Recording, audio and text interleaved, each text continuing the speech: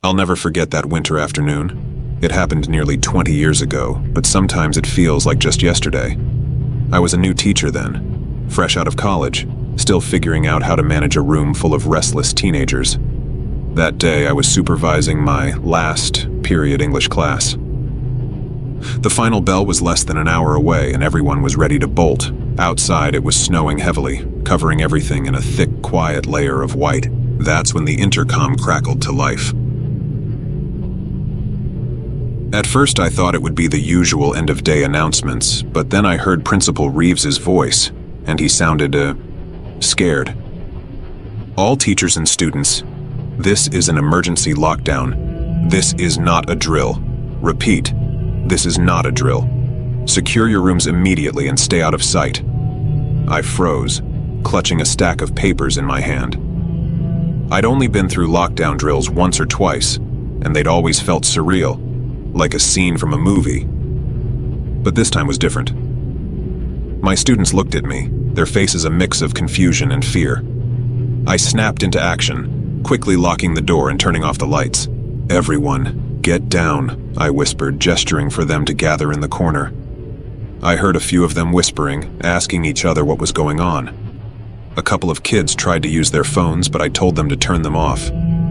"No sounds, no lights," I whispered, praying they'd listen. We sat there in silence, the only sound the ticking of the old wall clock. After a few minutes, just as I was beginning to wonder if it was a false alarm, I heard the faint creak of footsteps echoing down the hallway. It was barely audible, but in the silence, it sounded deafening. The footsteps were slow, deliberate, as if whoever was out there wanted us to know they were coming. I felt my heart race. The police were supposed to come in situations like this, right? So why was I hearing footsteps instead of sirens? Then I remembered the news story from earlier that morning. A man had escaped custody from the county jail. They said he was dangerous, a career criminal who'd spent half his life in and out of prison. I dismissed it as just another news headline, but now, huddled in the dark with a room full of students, I felt a cold dread settle over me. The footsteps stopped, and for a moment, everything was silent. I could feel the students around me holding their breath. Then we heard the faint sound of something dragging along the wall. It was slow, scratchy, as if someone was running their fingernails over the cinder block. I glanced at the door, which suddenly seemed far too thin, too fragile. What if he knew we were in here? What would we do if he tried to get in? I couldn't stop picturing him, a shadowy figure standing right outside, waiting. A loud bang suddenly shattered the silence, followed by a muffled curse. It sounded like he'd kicked one of the lockers in frustration. A couple of students gasped, and I held up my hand, trying to keep them calm. But inside, I was just as terrified as they were. Then, another noise. This time, closer. He was at the door to the classroom next to ours, and we heard the handle rattle, then go silent as he moved further down the hall. I prayed he wouldn't come back our way. The minutes ticked by, each one feeling like an eternity. I thought he'd moved on, that maybe he'd finally left, when suddenly, the footsteps returned, closer than before. I could feel the tension in the room. Every student stiff and silent, like a herd of deer hiding from a wolf. Then came a low voice, so close it seemed like he was right outside our door. "I know you're in there." The voice was rough, like he'd spent years screaming and shouting, or maybe it was just the bitterness in his tone. One of the students let out a whimper, and I could feel them starting to panic. I looked around, whispering for everyone to stay calm, but the tension was too thick, and just as I was starting to worry that one of them would scream, he spoke again, louder this time. "You can't hide forever." I shut my eyes, trying to block out the fear clawing at me. The door handle rattled again, this time violently, and then came a series of loud bangs as he slammed against it, again and again, trying to break in. I thought the door wouldn't hold. It seemed like it was only a matter of time. Then, As suddenly as it started, the banging stopped. We all sat there shaking, waiting. The silence stretched on, but I couldn't bring myself to move. I stayed crouched down with the students, listening to the heavy, fading footsteps echoing down the hall. Finally, after what felt like an eternity, we heard the faint sound of sirens. And then Principal Reeves came over the intercom again, his voice calmer now. "Attention, all students and staff. The situation has been contained. Please remain in lockdown until further notice." The police arrived, sweeping through the building. They found the man in the basement, hiding among the old sports equipment, as if he'd planned to wait out the search. They dragged him out in handcuffs, his face twisted with rage. I couldn't shake the feeling that he'd come to the school for a reason, that he'd been looking for something, or someone. Later I learned he'd been responsible for a string of violent break-ins across the county, his crimes only escalating with each one. They said he had a pattern, something about hunting down his enemies. But to this day, I still wonder why he chose our school, why he seemed so intent on getting into our classroom. And even now, years later, I sometimes catch myself glancing over my shoulder, half expecting to see him lurking in the shadows. The kids I teach now think lockdowns are just a routine drill, a chance to take a break from class. But every time I lock the door and turn out the lights, I remember that day. And I wonder, if it happens again, will we be so lucky?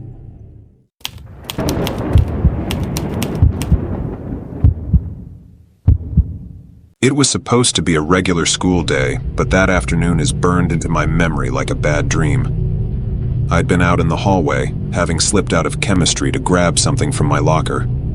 Our teacher didn't care as long as we were quiet about it, and I needed my book for a test later. But just as I reached the end of the hall, the PA system crackled.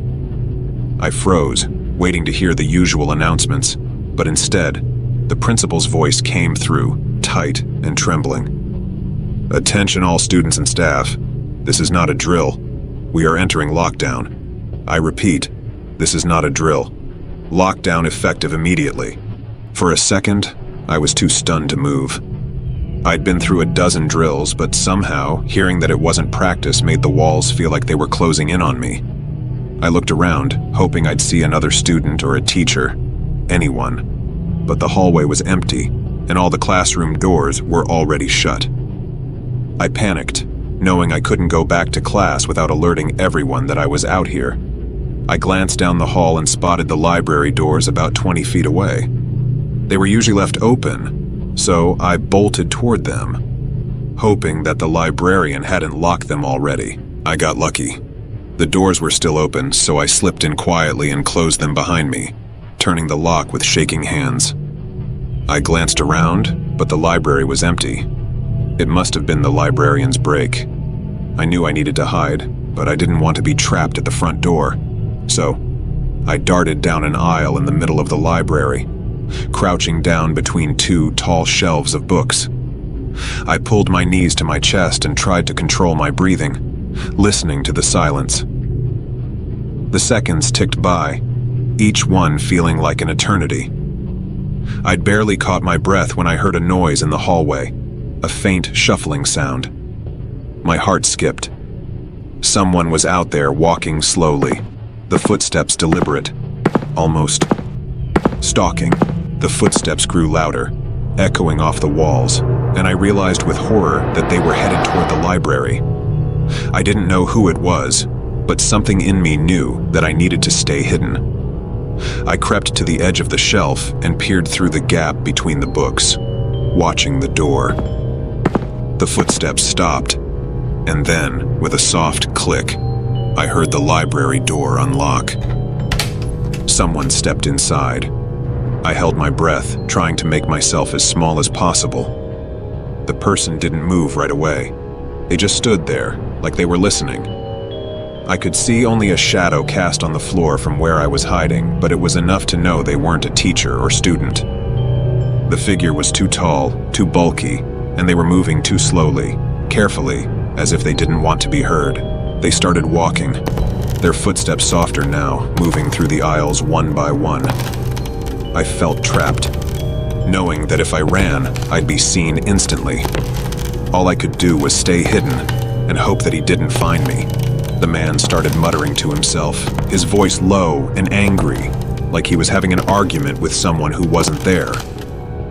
I couldn't make out what he was saying, but every once in a while, I'd catch a word.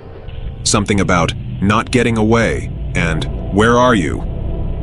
My stomach dropped and I pressed my back harder against the shelf, willing myself to disappear. I heard him turn down the aisle just across from mine. He was close now, close enough that I could hear his breathing, slow and heavy.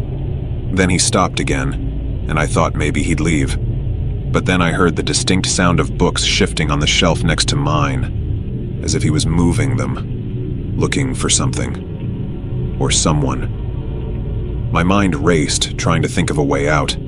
If I waited any longer, he'd be on my aisle next. I glanced around and spotted a table at the far end of the library, with enough space underneath to hide. I'd have to move quickly and quietly if I wanted to make it. Taking a deep breath, I pushed off the shelf and crawled along the floor, staying low and trying not to make a sound. I made it to the next shelf, inching my way forward until I was only a few feet from the table.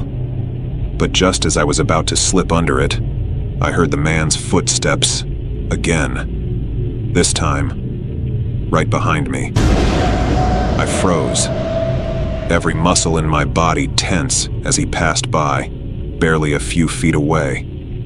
I could see his shadow cast across the floor, and I forced myself to stay still, praying he wouldn't turn around. After a moment, he kept walking, moving toward the back of the library. I didn't wait to see if he'd double back. I scrambled under the table, pressing myself into the corner and pulling my hoodie over my head, trying to make myself invisible. He moved to the back of the library, his voice growing quieter, but I could still hear him muttering, talking to himself in that strange, angry tone. Just then, the intercom crackled again, and the principal's voice came on, shakier this time. "Students and staff, please remain in lockdown. Law enforcement has entered the building. Please stay in place." The man must have heard it too, because he froze, his breathing quickening. I could see his shadow shifting as he looked around, probably realizing his time was running out. Without warning, he let out a frustrated growl and kicked one of the chairs, sending it skidding across the floor. I flinched, but I stayed as still as possible, hoping he wouldn't notice me. Then, I heard him stomp back toward the library door. He pulled it open and left, his footsteps fading into the hallway. I waited, counting the seconds, until I was sure he was gone. I stayed hidden, listening to the silence, until finally, the library door creaked open again. This time, I heard familiar voices. Our school security officers and a couple of teachers would come to check each room. When I crawled out from under the table, I was shaking, and my teacher's eyes widened when he saw me. "They got him," he said, his voice barely above a whisper. They found him in the East Wing, trying to break into the maintenance room. As they led me back to class, the fear started to wear off. But my mind kept going back to those footsteps in the library, the shadow on the floor, and that low, angry muttering. I still don't know what he was looking for that day, but every time I pass the library, I can't help but glance inside, just to make sure no one's hiding in the shadows.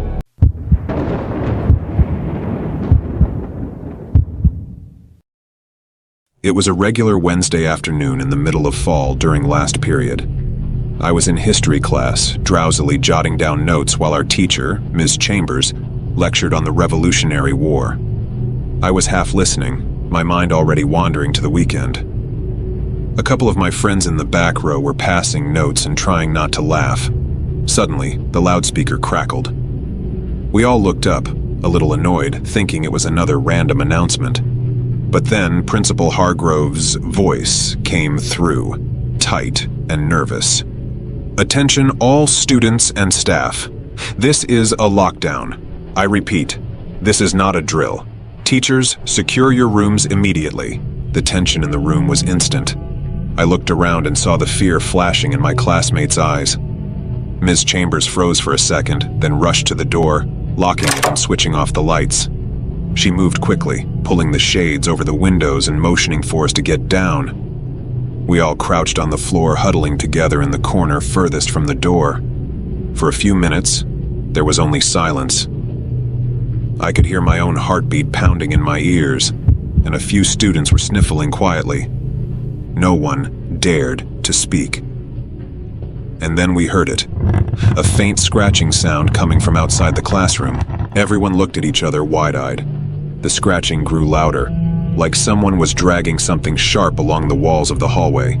It moved slowly, inching closer and closer to our door. Suddenly, the scratching stopped.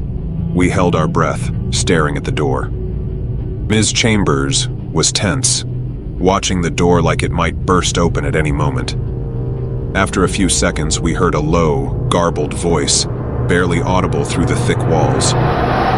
I know you're here." The voice was calm, almost whispering, but it sent chills down my spine. Ms. Chambers gestured for us to stay silent, but one of my classmates, Danielle, let out a tiny whimper.